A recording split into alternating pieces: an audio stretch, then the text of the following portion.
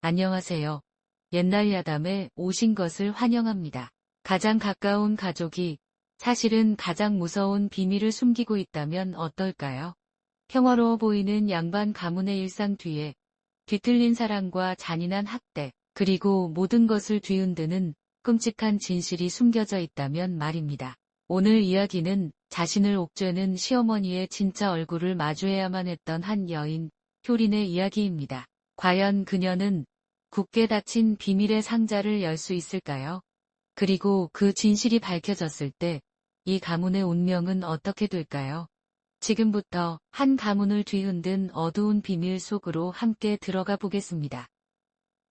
옛날 옛적 호랑이가 담배를 피우고 그 연기로 구름을 만들던 시절보다도 그리 멀지 않은 어느 때 강원도의 첩첩산중 깊은 마을에 꽤 부유한 가문이 살고 있었습니다.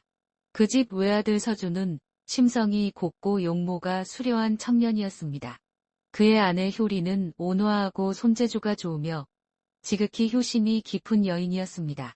두 사람은 혼이 나여 행복해 보이는 나날을 보냈지만 그 집 깊은 곳에는 소름 끼치는 비밀과 비뚤어진 관계가 숨겨져 있었습니다. 효린의 시어머니인 이 부인은 가부장적이고 독단적이며 혹독한 여인이었습니다. 그녀의 성미는 어찌나 사나운지 마을 사람들은 그녀를 암두껍이라 수군거릴 정도였습니다. 그녀는 늘 차가운 표정을 짓고 좀처럼 웃는 법이 없었으며 감정을 겉으로 드러내는 일이 없었습니다.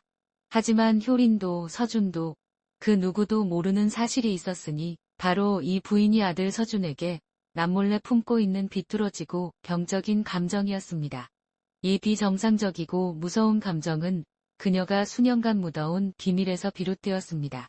바로 서준이 그녀의 친아들이 아니라는 사실입니다. 효린과 서준의 사랑이 날로 깊어질수록 이 부인의 마음속 질투심 또한 점점 커져 그녀의 이성과 마음을 뒤틀어 놓았습니다. 그녀는 두 사람을 갈라놓을 음모를 꾸미기 시작했고 끊임없이 효린을 감시하고 괴롭히고 학대했습니다. 이년아, 해가 중천에 떴는데 아직도 이불 속에서 뒹굴고 있느냐? 썩 기어나오지 못할까? 집안일이 태산인데 어느 세월에 다하려고 아직도 누워있어? 이 부인의 날카로운 목소리가 매일 아침 효린의 짧은 잠을 찢어놓았습니다. 그녀는 이른 새벽부터 깊은 밤까지 효린에게 수백 가지 집안일을 시켰습니다.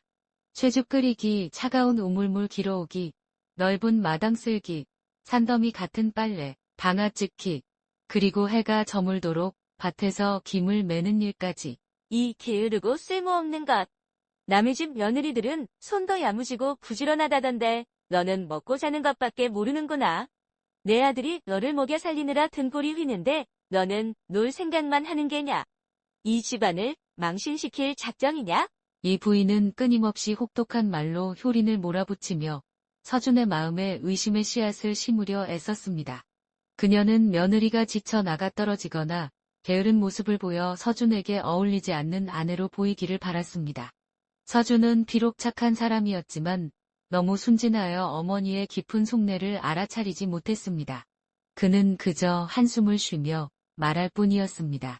효린아, 어머님께서 나를 키우시느라 고생이 많으셨으니 당신이 조금만 더 참고 어머니 마음을 편하게 해드리오. 효린은 시어머니의 압박에 고통스러웠지만 매우 눈치가 빠른 여인이었습니다. 그녀는 시어머니가 서준에게 보이는 기이한 소유욕이 평범한 모정과는 다르다는 것을 감지했습니다. 어느 날 밤 우물에서 물을 길어오던 효린은 우연히 시어머니가 잠꼬대하는 소리를 듣게 되었습니다. 이 부인의 방은 우물가에 있었고 무더운 여름밤이라 창문이 살짝 열려 있었습니다. 효린은 소리 없이 다가가 귀를 기울였습니다. 내 서준이 내 아들이 아니지만 오직 나의 것이다. 그 누구도 떼어 다갈 수 없어. 아무도. 이 부인의 말은 중간중간 끊겼지만 효린이 모든 글자를 똑똑히 듣기에는 충분했습니다. 그 말들은 이해하기 어려웠지만 효린의 마음에 깊은 의심의 씨앗을 심었습니다. 그녀는 진실을 알아내기로 결심했습니다. 그녀는 비밀 위에 단서를 찾기 시작했습니다. 그녀는 시어머니가 귀중품을 숨겨두는 장소를 유심히 살폈습니다. 어느 날 집안의 낡은 물건들을 보관하는 사람의 발길이 뜸한 광을 청소하다가 그녀는 낡은 장롱 깊숙한 곳에 숨겨진 작고 잠긴 나무 상자를 발견했습니다. 효리는 상자를 열 방법을 찾았습니다. 몇 번의 시도 끝에 그녀는 작은 비녀를 이용해 자물쇠를 열었고 상자는 둔탁한 소리를 내며 열렸습니다. 그 안에서 그녀는 누렇게 변색된 낡은 종이 두루마리 하나를 발견했습니다. 그것은 입양 문서였습니다. 문서에는 서준이 몇 해 전 이 부인이 첫 남편과 사별하고 아이를 낳을 수 없게 되자 먼 고아원에서 입양되었다고 분명히 적혀 있었습니다. 서준의 양아버지였던 이 부인의 두 번째 남편은 오래전에 세상을 떠났습니다. 문서에는 또한 서준이 본래 가난한 농부의 아들로 버려졌다는 사실도 드러나 있었습니다. 증거를 손에 쥔 효린의 심장은 안도감과 무거움으로 복잡했습니다. 그녀는 떨리는 걸음으로 시어머니와 마주했습니다. 어머님, 드릴 말씀이 있습니다. 집안 낡은 괴짝에서 이것을 발견했습니다. 효린이 조용히 말하며 두루마리를 내밀었습니다. 이 부인은 처음에는 늘 그랬듯 분노하며 효린을 꾸짖으려 했습니다. 인연이 또 무엇을 훔쳤느냐? 누가 내년에게 내 물건을 뒤지라 허락했더냐?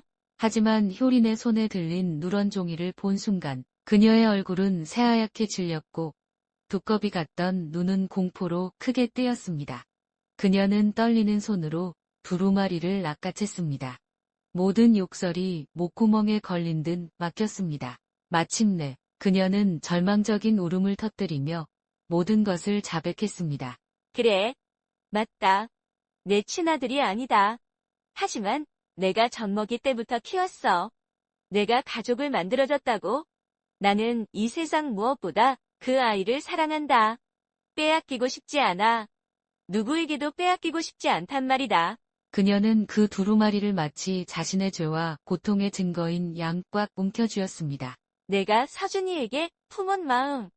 그것이 어미의 정이 아니라는 것을 나도 안다. 그것이 잘못되었다는 것을 알지만 내 마음을 억제할 수가 없었어.